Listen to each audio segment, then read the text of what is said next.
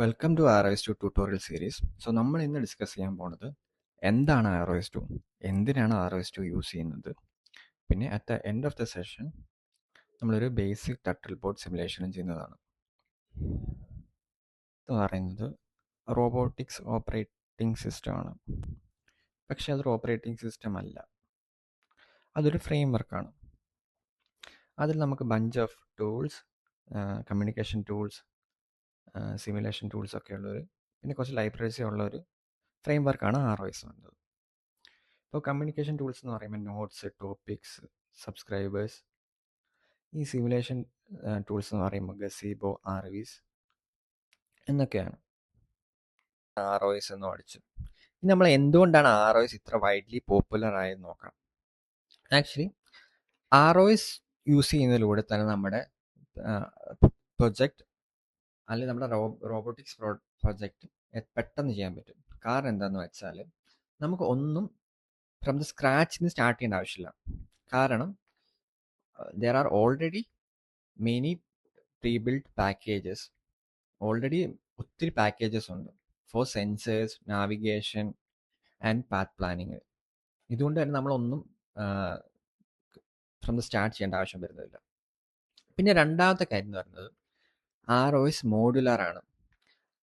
അപ്പം four example പറയുകയാണെങ്കിൽ നമ്മൾ റോബോട്ട്സിൽ lidar sensors, motion sensors, motor, പിന്നെ ക്യാമറ, അപ്പോൾ ഇതിൽ പല കമ്പോണൻസ് ആൻഡ് സെൻസേഴ്സ് കാണും.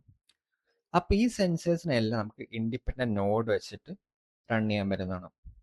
അപ്പം ഒരു സെൻസേഴ്സ് അല്ലെങ്കിൽ ഒരു കമ്പോണൻറ്റ് ബ്രേക്ക് ആവുന്നതിലൂടെ നമ്മുടെ ബാക്കി കമ്പോണൻസ് എഫക്റ്റ് ആവുന്നില്ല. പിന്നെ ഇതൊരു വെൽ സ്ട്രക്ചേർഡ് ആയിട്ടുള്ള സിസ്റ്റമാണ്. കോഡ് ചെയ്യാനും നമുക്ക് ബഗ് കണ്ടുപിടിക്കാൻ വളരെ എളുപ്പമാണ്. പിന്നെ മൂന്നാമത്തെ മെയിൻ ഇമ്പോർട്ടൻറ്റ് കാര്യം എന്ന് പറയുന്നത് ഓപ്പൺ സോഴ്സ് ആണ്. ഓപ്പൺ സോഴ്സ് ആയതുകൊണ്ട് തന്നെ ഒത്തിരി ഡെവലപ്പേഴ്സ് വേൾഡ് വൈഡ്ലി ഇതിനകത്ത് ബഗ് ഫിക്സ് ചെയ്യാനും പ്രൊജക്റ്റ് ചെയ്യാനും ഹെൽപ്പ് ചെയ്യുന്നുണ്ട്. അതുകൊണ്ട് തന്നെ നമുക്കൊരു റിസോഴ്സസ്, വളരെ വലിയ റിസോഴ്സസ് അവൈലബിൾ ആണ്. പിന്നെ വരുന്നത് സിമുലേഷനാണ്. നമുക്കൊരു റോബോട്ട് ആക്ച്വലി ബിൽഡ് ചെയ്യാണ്ട് തന്നെ അത് റിയൽ വേൾഡിൽ എങ്ങനെ ബിഹേവ് ചെയ്യുമെന്ന് നമുക്ക് ഇതിൽ കൂടെ കാണാൻ പറ്റും. അതിനായിട്ട് നമ്മൾ ഉപയോഗിക്കുന്ന മെയിൻ സോഫ്റ്റ് ടൂളാണ് ഗസീബോ എന്ന് പറയുന്നത്.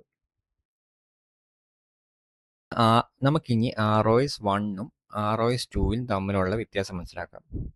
ആക്ച്വലി ROS 1ഉം ROS 2ഉം ROS 2 എന്ന് പറയുന്ന ROS 1ൻ്റെ അടുത്ത വെർഷനാണ്. സോ ഇത് എന്തിനാ പുതിയ വെർഷൻ ഉണ്ടാക്കിയെന്ന് വെച്ചാൽ ആക്ച്വലി ROS 1ന് കുറച്ച് ലിമിറ്റേഷനും കാര്യങ്ങളൊക്കെ ഉണ്ട്.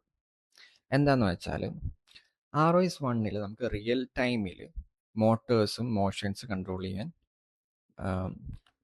കമ്പാരിറ്റീവ്ലി ഭയങ്കര പാടായിരുന്നു. പിന്നെ ROS 1 ലിനക്സ് മാത്രമേ സപ്പോർട്ട് ചെയ്തിരുന്നുള്ളൂ. അതുകൊണ്ട് തന്നെ മറ്റ് പ്ലാറ്റ്ഫോമുകളായിട്ടുള്ള വിൻഡോസും മാക് യൂസേഴ്സിനും വളരെ ബുദ്ധിമുട്ടായിരുന്നു. പിന്നെ വേറൊരു പോരായ്മ എന്ന് പറയുന്നത് സെക്യൂരിറ്റി വളരെ കുറവായിരുന്നു. ROS 1ൽ എൻക്രിപ്ഷൻ ഒന്നും ഇല്ലായിരുന്നു. അതുകൊണ്ട് തന്നെ അത് ഹാക്കേഴ്സിനും പല ആൾക്കാർക്കും നെറ്റ്വർക്ക് ക്രാക്ക് ചെയ്യാനും യൂസ് ചെയ്യാനും വളരെ എളുപ്പമായിരുന്നു. പിന്നെ വേറൊരു മെയിൻ ഡിസഡ്വാൻറ്റേജ് എന്ന് വെച്ചാൽ സിംഗിൾ മാസ്റ്റർ ആർക്കിടെക്ചർ ആയിരുന്നു. ഒരു നോഡ്, അതായത് മാസ്റ്റർ നോഡായിരുന്നു ബാക്കി എല്ലാ നോഡിനെയും കൺട്രോൾ ചെയ്യുന്നത്. അപ്പോൾ ആ നോഡ് ഡൗൺ ആയി പോയാൽ ബാക്കി എല്ലാ നോഡിനെ അത് ഭയങ്കരമായിട്ട് എഫക്റ്റ് ചെയ്യും.